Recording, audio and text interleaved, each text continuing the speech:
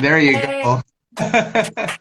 Finally! Finally. I appreciate you for joining us for this. I mean, a lot of people, they love En Vogue, they love you, so Oh, just an honor to have you on here.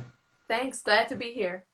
Absolutely. So I gotta say, Terry, when you dropped your new record, I gotta say, every time we hear something from you, it's always a treat. You always sound great.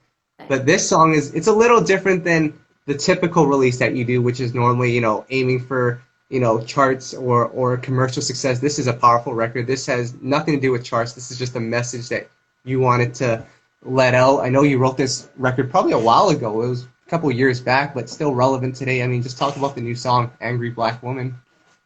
Uh, you're absolutely right. Yeah. um, the song is definitely about the message. It's not me. It's not about me. Yeah. And that was the intention also on releasing it. It was about the message. We wanted the focus to be on the message. Yeah. And you are correct. The song was written actually 4 years ago. Mm. Ironically. And it was written as a cathartic release Yeah. of built up emotions and feelings that I and so many of my uh, family and friends are feeling at the state of what's going on here with police brutality. And I just wanted to give a voice to those thoughts and feelings. Mm. See, like with a record like that, like I almost feel like when you put it out, like you almost don't want to put it out because you don't want that to still be relevant in today's society. Right. Especially because you wrote it so long ago. But now when you put it, like, what are your feelings when you listen to it now, knowing that you wrote that 4 years ago? Um, Frustration. Mm-hmm. Uh, um, Feelings of being perplexed about why are we still having this conversation, Yeah. about racism? Why are we at home dealing with a pandemic and watching police officers murder black people on television? And it's the same thing with a song that we wrote, En Vogue wrote Yeah. 30 years ago, called Free Your Mind, Yeah. about the same thing. And each one of us wrote about our personal experiences. Each verse was each Yeah. girl's personal experience dealing with racism. And so the question is why? Why? Mm. Why are we still having these conversations about the color of someone's skin? Yeah, powerful record. And like I said, Terry, it's always great to hear from you, no matter what the content is. It's just great to hear from you because, Thank you. even before you got on here, a lot of people were talking about your debut album that came out, in the mid 90s, and they just love that Thank album. I mean, just talk about that era and just that part, that time in your life. What do you remember about that?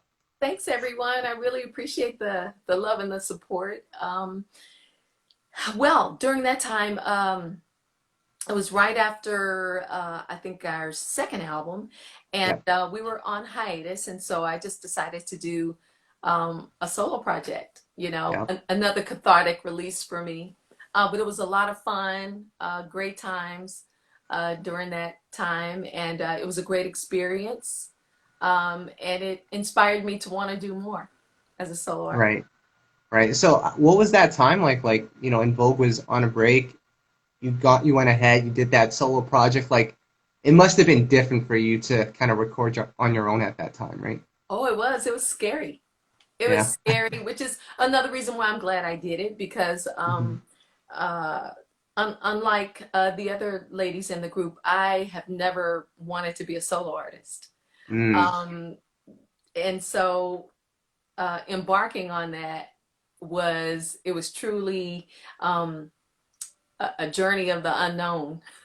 Right. Right.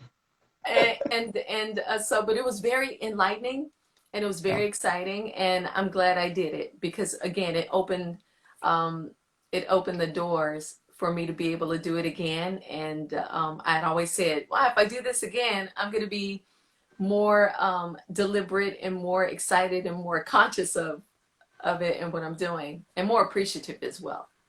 Yeah. And I know a lot of people didn't get a chance to check out that album. I think just at that time, the expectations were so high after coming off In Vogue. Like, for those that haven't checked out that album, because I feel like there are some gems on there. Like, what do you want people to check out, or what do you want people to take away from that album? Oh my gosh. Maybe a little piece of who I am, you know, Mm, and what part of Terry Ellis that makes up the whole of En Vogue. Um, right, because you know, En Vogue is conceptualized, and it was never about just one individual. right. And you know, what made En Vogue great, I think, was what each girl brought to the table. Yeah. And so I think Southern Gal represents a small part of that. Mm. Yeah, I mean, I suggest everyone in here to go check out that album if you haven't already. Some great Yes, songs go on there. check it out. Go check it out. Yeah. But Terry, we got to talk about, of course, this being the 30th anniversary of your debut album with the group. I mean, just take me back to that time and putting that album together. People love that album to this day.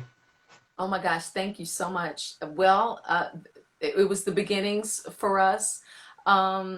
It was really exciting for me because I moved from Houston, Texas to be in the group. And so I feel like I grew up and became a woman uh, Mm, in in the group En Vogue. And it was just a really exciting time. We were blessed to be able to work with producers who had a very high level of respect and esteem for women, and right. so they shared the opportunity with us to write on their record, on our first record, Yeah. which was huge, and to be able to express ourselves, and they made us understand how important that was. And so they gave us the platform to do that. And Right.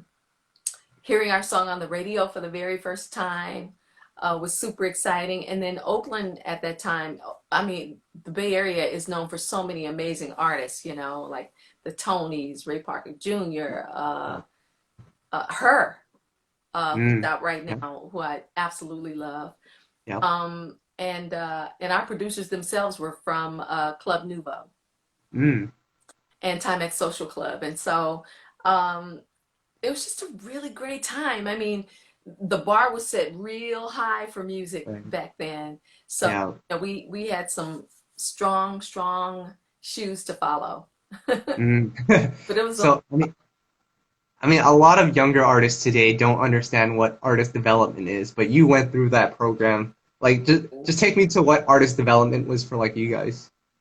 well, our writing sessions, you know, we would all get together in the studio and we would just have writing sessions, and we'd sit and we'd Mm, talk about, um, you know, as women, what we felt, how we felt, what we wanted to express, what was important to us. Um, and then getting with incredible choreographers, uh, taking the time out. We would rehearse day in and day out. I mean, right. daily, with choreographers. One of which a lot of people who may know. His name is Mr. Frank Gatson. He's worked with Beyonce, Kelly Rowland, Mm. all of the greatest in the industry right now. And but he started with us. We had him first. uh, so you know, it was like boot camp.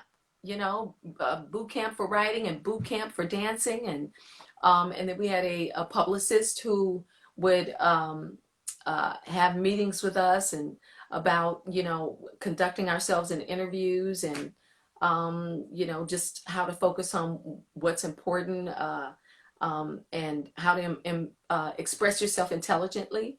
Right. So yeah, I agree. That was some serious Right. artist development in the 90s. Yeah, it was a different time It then, was a but different time. I just remember how big In Vogue was when that Funky Divas album came out. Like from your perspective, that transition from the first album to the second one, like what kind of clicked for you guys? Because that second album ended up being huge. Oh man, you know, I just think experience, growth, Yeah. um, uh, evolving with the time, um, uh, having more money, so that we were able to project Mm. uh, on a different level, the things that we were thinking and feeling and how we wanted to look. Wow. And I mean, just take me back to that time in your life. You guys go multi-platinum. A lot of artists today, they don't even understand what that means because you guys were selling actual CDs as opposed to streaming. Like, just take me back to that time. That was pre-social media, of course. Like, what was that time in your life like?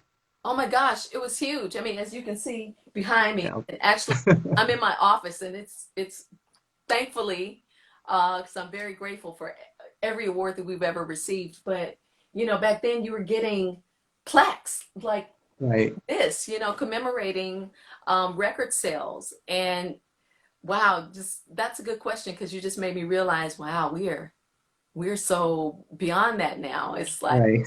you think about record sales. I mean, shucks, selling 10 records right now is exciting for Hmm. um, Right. but it was great because you had more to strive for, and Right. you had it made you invest more. You had more of a personal investment in striving and reaching for success. And Right. it made you better as an artist as well. Mm. That's amazing. So Terry, what I want to do here, I'm going to put you on the spot. So behind you, you have all those cool plaques. Like when you take a second, take a look at those plaques, and like, what's the first thing that comes to mind when you look at those things? The Sammy Davis Jr. Award, and Wow. that one, out of all the ones that we have, that one that one has a special meaning for me because, growing up as a little black girl aspiring to be an artist, Sammy Davis Jr. was the end all, Right. then. And uh, he bridged the gap um, in the genres of music and as an artist as well. He was a well-rounded entertainer. And so when we received that award, it was just like, oh my God, it was real. It was surreal. So it was really, really exciting. So that one in particular really stayed Wow. with me. Wow, that's incredible. And Terry, the one thing that a lot of people might not understand about artists who do this as a career, you're going to have your ups, you're going to have your downs, and then you're going to have your ups. It's a cyclical thing. So, I mean, just take me to those down periods for you. Like, how were you able to just keep your mindset straight and not fall, into depression or go through hard times? Like, what was your mindset during those times? Um, well, for me, uh, I, I tend to look at things half full. I always Mm, have. And so, I'm either learning from it or I'm dismissing it yeah, so that I'm not affected by it. Um, and so for me, prayer and meditation keeps me centered. And so, you know, honestly, I can say I've never really considered the fact that we've had down moments. right. Mm, You know what I mean? fair enough. Because it's all been growth for me. It's all been experience and growth for me, and that's how Right. I tend to look at everything. Right.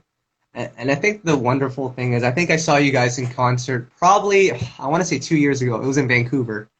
You guys did a show Oh, there. beautiful Vancouver. How Yeah, we long to be there right now? right. No, well, I mean, I saw you guys there, and you guys were just killing it on stage after so many years. Thank you. And you guys have been touring consistently throughout the last few years. What kind of sparked the interest for you guys to make new music again? Like you put out the album Electric Cafe a couple years back, but like a lot of artists, especially from your era, they're just content with touring. Like, what sparked the idea of putting out new music? Hey, it ain't over till the fat lady sings, right? Right. um, I'm gonna say it's our drive and love for what we do. It's Mm, pure passion. But also the fact that we've been blessed to have fans who continue to ask us for more music. And right. so, although they really just want to hear the hits, Hmm. but they have inspired us to continue to keep moving forward and to keep getting in the studio. And so, you know, as an artist, you can't help but want to continue to create. Right. So that's been our driving force. Yeah, and I think the cool thing was Rocket ended up being a hit. And Right? like from our experience, like when people ask these veterans to put out new music, they'll say that, but they won't go out and support it. But people actually went out, they supported Rocket. They It did. did well. Like, how did that feel?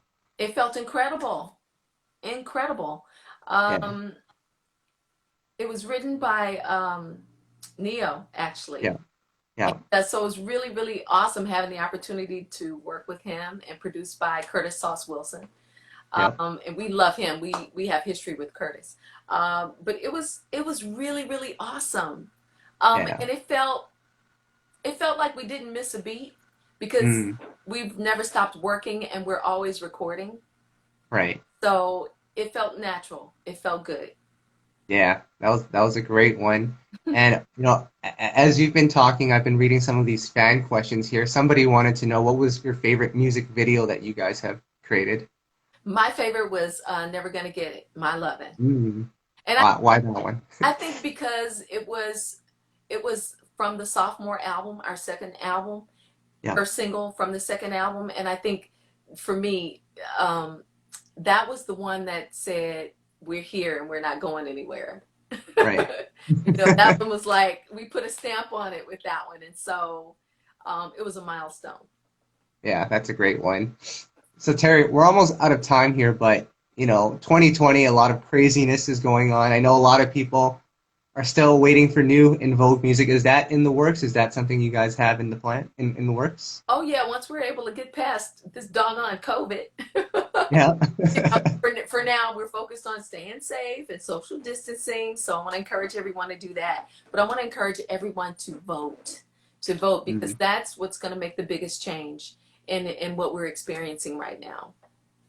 Yeah, absolutely. Everyone has to make a difference. So, got to use your voice, got to use your platform. Everyone, you guys got to go check out Terry's new record as well. She's doing her part. So, we got to do our part and support. So, Right. Terry, I thank you for taking the time out for this and just keep us posted on everything you have coming up. We're going to support. I So, just keep us posted. thank you. I appreciate your help. All right, you take care.